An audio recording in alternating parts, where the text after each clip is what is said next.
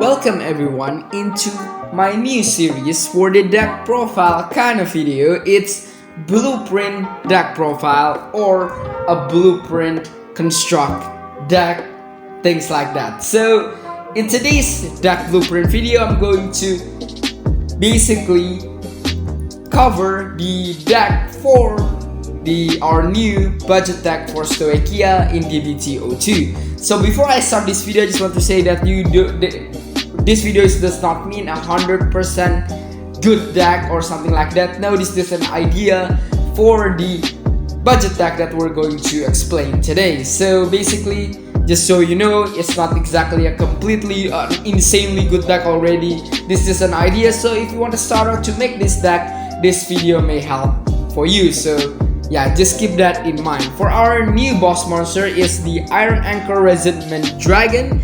This guy ability is pretty much you can perform an Alchemy Magic with the same card. For example, you can go, if you want to perform Alchemy Magic, for example, you want Alchemy Magic Agony, you need to have another copy of Agony in your drop zone to perform the Alchemy Magic. So basically, it's not as fertilized as Zorga did. Like Zorga can have option, but Anchor Dragon not really. So yeah, this is the downside of this budget deck. Basically, you're bound into the same card. But the thing is, the reason why I don't think this deck is completely bad, it's probably bad, but it's not gonna be the worst thing possible. It's probably this deck still playable, I think.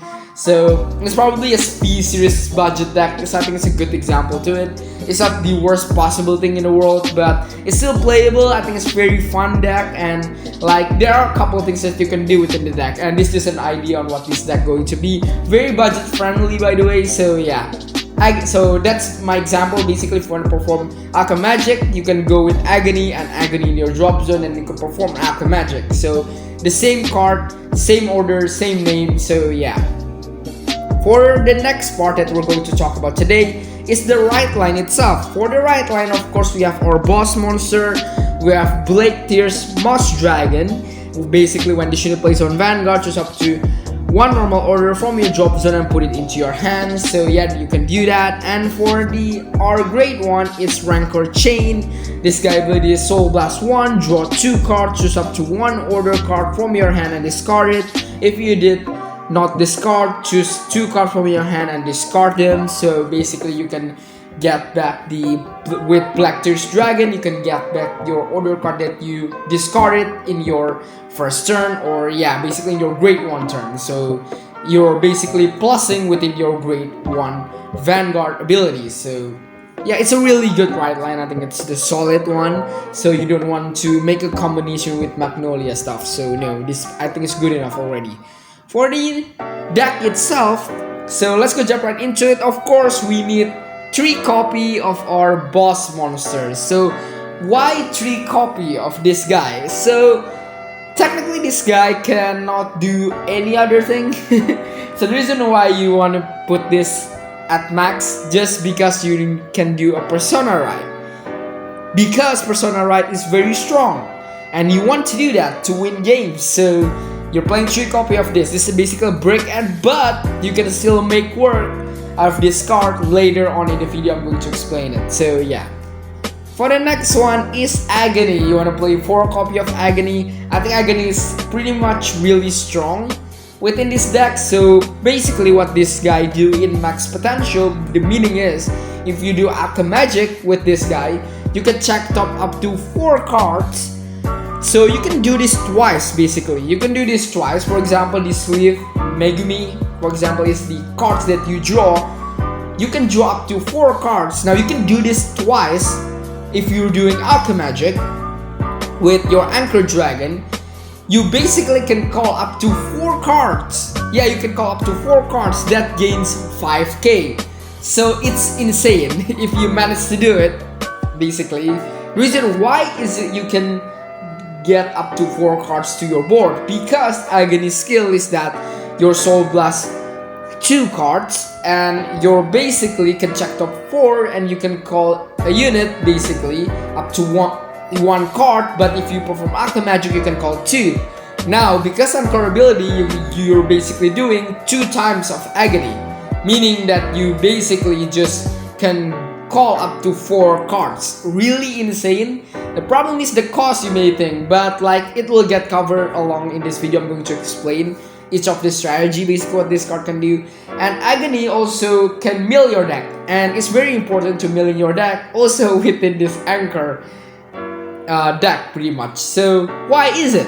Now this is very interesting, because you play 4 copy of Nectar, or I think Nectar, right? Yeah, Nectar of Sensationalism. I have no idea how to pronounce it, but yeah, you need to play 4 of this guy. The reason why, because you can call up to 1 card from your drop zone. This if you're not performing Alchemagic. If you're performing Alchemagic, you call 2 cards, and you gain 5k for each 5 card in the drop. So if your Agony actually miss, if you, for example, you're doing an Alchemagic, 2 times of Agony, but you're milling a lot of the cards, next turn you can do Nectar to gain 5k for each 5 card in the drop, and also uncritical if it's 15 or more.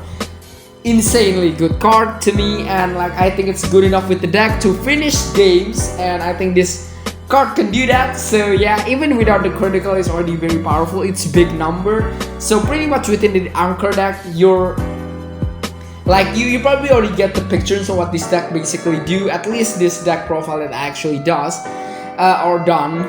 It's basically just gain, or not gain, but calling your rear guard from your drop zone to your rear, getting a lot of power and win with that. So basically it's the strategy within this Anchor Dragon. So the other order card that I also use is 2 copy of this Underworld card. Now this Underworld card, pretty much you can counter blast and soul blast 1. You choose any of player rear guard, retire it, so up to 1 card with the same grade as that card from your drop, call to the rear guard. If during Alchemagic, you may call 2 cards instead of 1. Now what this card mean is that you can, for example, you want to snipe your opponent's Alden. Now you're sniping your opponent's Alden using this Underworld order card, then you can call your Anchor Dragon. Why? Because your Anchor Dragon have the same grade as the Alden that you just retired. You can do this up to, you can call 4 cards basically with this. That is why also it's kind of plus, you're not plus, but good things I guess, you're having, or yeah, having 3 copy of Anchor in your deck, even though it does nothing in your rear guard and anything else about it. So it's still good enough to me, and it is a very strong, but the problem is that it's not consistent enough, I don't think, in this deck.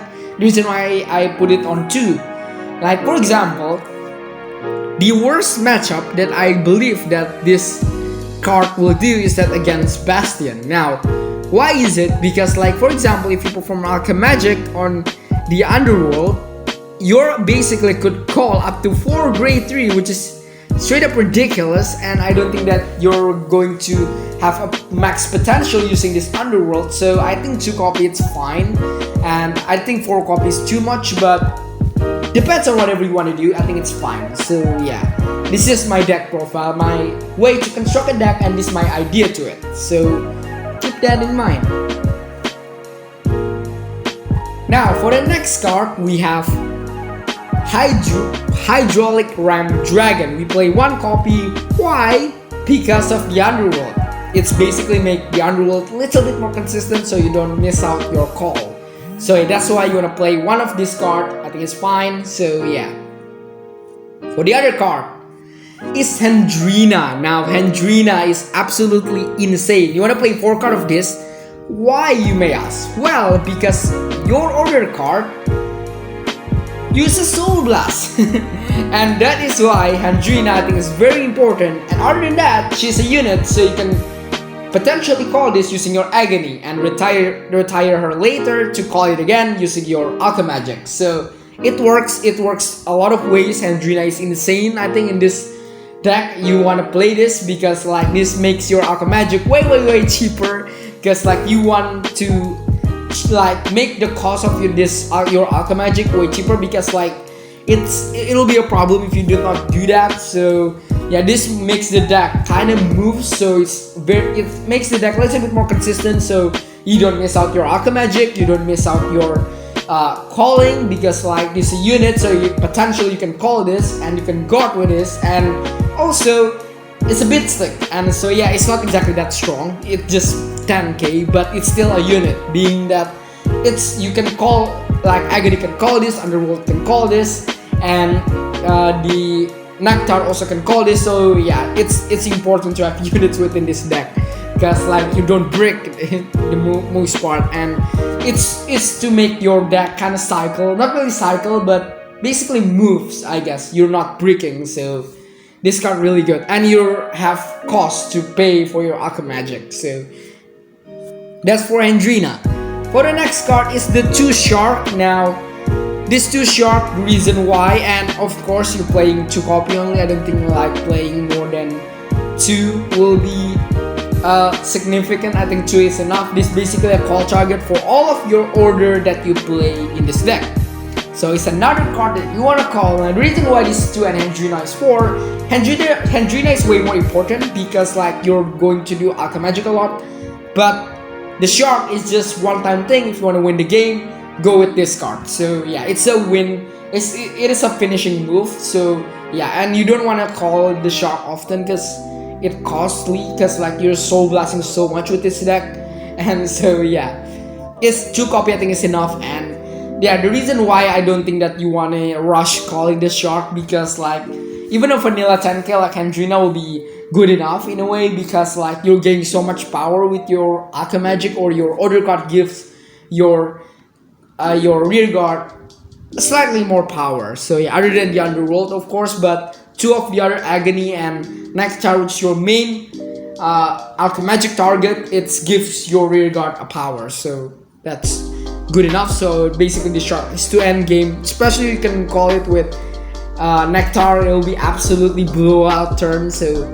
it's pretty good, pretty decent I think. Now for the great one, this is freaking stupid, but I think it's good enough. It's the Mantis. Now why is the freaking Mantis in here? Because of Agony and Underworld. So what I mean by this, if you somehow manage to somewhat, you can say, Aqua Magic with using Underworld or Agony, it's good enough to have this card. First of all, this Agony target 2 when you check top 4, because when you call at Mantis, you can give, or not you can get, but you can give your other rear guard again 5k. So yeah, it's very good if you, because like Agony can call up to 4 cards. If you somehow even one of them call at Mantis, you're gaining a little bit more push of power. So you're not just calling vanilla or just calling an just normal ability, but like you're gonna gain power using Agony, and the Agony gives you another power. So that is why I think Mantis works with this deck.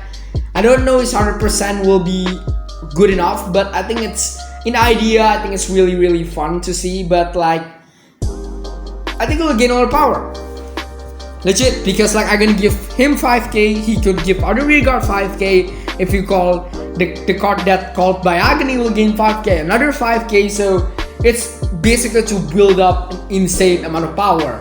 Same goes with the Underworld. The difference is Underworld didn't give you any power, but when you hit this card into the board, you only gain you can give one of your rear guard slightly a bit more push of power. So very good, and it is not bound to calling from drop zone, from your hand, or from your deck. So you can do it in any moment as long as this card plays. So yeah, very good card I think within this deck, and I think it works well too. For the other great one is Belle. So this is the new card also from the DBT-02. Sleeve Tugging Belle. Basically it's one you should place on rear guard. So yeah, it works again with your order. Basically you may put all the cards from your bind zone into the drop. If you do this, unit gains 5k until of that turn for each card put. And this works well with Nectar, being that this is build up, or if I may say, make your mill drop zone more consistent. Belle is pretty nice. So that's why you're playing 2. I think playing 1 it's fine, but I think 2 it makes the deck slightly more consistent. I think it's good enough because you're relying on Nectar a lot and Agony, and I think this card will help you gain to that 15 mark, or at least good enough so to give your rear guard a good amount of power. And she will give a bit of power too. Even 2 copy from Binton will give her 10k, 4 copy will be 20k. Good amount of power, insane number, and so yeah, very good combo. You can just Aqua Magic You automatically, for example, Nectar. If you have Belle on the drop zone, you call Belle, and then you put the 2 card of the Nectar that is on the bind, put it into drop zone. Then there you go. You will gain a ton of power, a ton of combo things. So yeah, that's why I think Sleeve Tugging Belle is pretty decent in this deck. So 2 copy I think is good enough to make the deck more consistent, and it's free. You don't have to pay anything. So yeah. For the obvious card, I think within this deck, basically the PG, heal trigger, front trigger that gain 5k if your opponent is a grade 3, is the critical trigger, the over trigger, and also another critical. So yeah, this is basically the baseline, and you can swap this thing whatever you want to do. You want to build a draw heavy Stoic this deck, like you want to make it draw heavy, because I think Zorga needs a draw trigger quite a bit. So if you want to do that, go do that. So this is just the most flexible one. That's why I separate this between this deck profile in it by itself. This is just a pictures or an idea again on what the other obvious card that you want to play basically. So yeah, you can swap this thing whatever you want. If you don't want to play heal trigger, sure. If you want to go with all out front trigger, sure. Or you want to go with a lot of draw trigger with like Zorga did, sure. Or just more pressure style like critical. I think critical is pretty nice within this deck. You want to play 3 front trigger, all the critical and the heal, the PG, and of course the Stoechia over the trigger, because like you're playing with Nectar, you're pushing your damage and you want to win as quickly as possible, because I don't think this deck could survive longer games. So yeah, but like it by itself, I think you can just swap things whatever you want to do. So yeah, this is some things that you can change a lot. So yeah, this is not bound to my video, and this is right up there to just add it to the deck profile basically. So yeah, now for the next thing is the if you may say a replacement, not really, but more or less the other card that you can play within this deck. First of all is the generic over trigger that is very cheap. So if you want to swap from your Stoechia card to this generic one in any other art, it's fine. So yeah, you can do it. Does not matter, this is a budget deck. So yeah, I consider it for you to playing it, it's fine. Now for the other card is the Condensation. I think this is pretty good card, and I don't know like if I want to put this thing in the deck.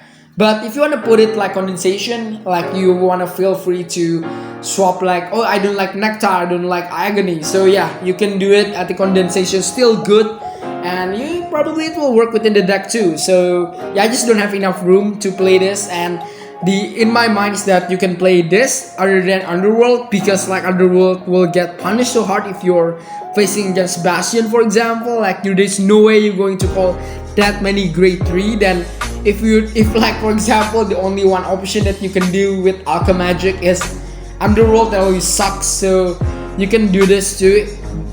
Yeah, like the way that I explain this, I just hope Vanguard have side deck, but yeah, it's an option that you can do. For another thing is that it's the Sealed Path. Sealed Path is just straight up Counterblast 2, your opponent -1 critical. Yeah, you can play this too, because as you realize, this budget deck almost no Counterblast at all. Like there is no such thing as Counterblast, which means you can play Sealed Path within this deck. It will work so well because you don't have any cost to Counterblast. You can just protect yourself with this without worrying the cost. So yeah, very good card I think within this deck, but I don't have enough room for Shield Path to get into the main deck, but I think this card will work. So yeah, just an idea to give it to you that probably may work with your deck your own deck profile. So but for me, I think this Shield Path may or may not be could work, but like I just don't have enough room within my main deck. So yeah, that's basically I think for the cards that you may need with this anchor deck. And for the final thing at the end is the sums up the whole main deck basically. So this is basically all the cards that you needed to make the deck. So you're saying, well, where is the PG and the critical? So it's an optional things. I don't think that I need to put this on the initial deck that you see right now. The main thing and the main cards are in there. Everything the way that you want to play the deck, you want to play draw, critical, everything else about it. You can do whatever you like. You can play test it, which one is work. But for the main deck, this is what it looks like. So yeah, I think it's really cool deck. I think it's not the best deck out there. Some people may say this is a bad deck, but I think it's pretty fun to play. Being that like it's a budget deck, it's not going to hurt.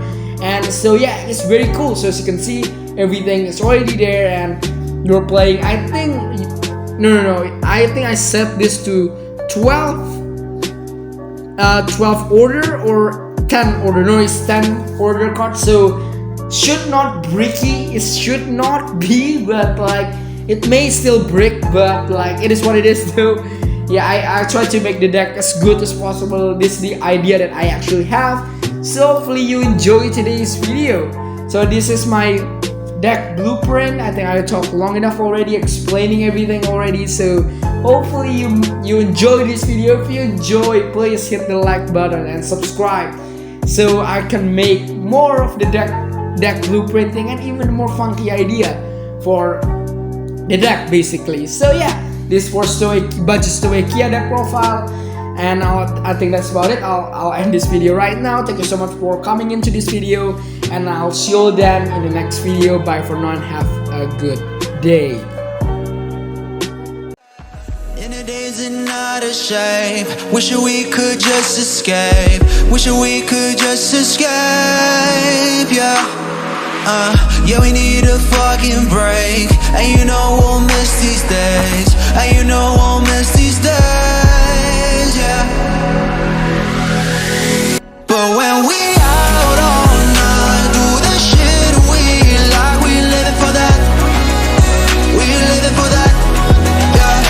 When the sun comes on and the fruits are gone, we living for that. We living for that, yeah.